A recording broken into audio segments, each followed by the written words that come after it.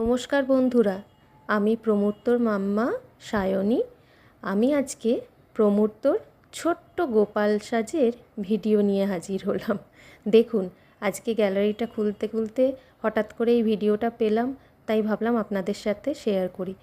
ছোট্ট গোপাল তখন আরও ছোট্ট, আর ছোটোবেলা থেকেই ও এই বিভিন্ন অকেশানে আমি যেহেতু ওকে সাজাতাম, সেহেতু ও নিজে সাজতে খুব ভালোবাসতো, বসে বসে সাজে। এমনকি এখন ওর 6 years old, ও এখন বলে যে সাজবো, এটা সাজিয়ে দাও, ওটা সাজিয়ে দাও। আমি অনেক সময় ব্যস্ততার কারণে পেরে উঠি না, কিন্তু বাচ্চাদের না এগুলোর সাথে যুক্ত রাখা উচিত, তাহলে ওরা ফেস্টিভ্যালগুলো এনজয় করতে পারে। দেখুন, ছোট্ট কৃষ্ণ নিজের পুজোর জন্য তুলসী পাতা তুলতে ব্যস্ত।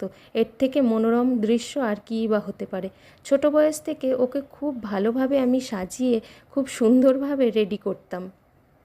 আপনারাও জানান আপনাদের বাচ্চাদের কিভাবে সাজান, প্লিজ কমেন্ট করুন। সবাই ভালো থাকবেন, সুস্থ থাকবেন।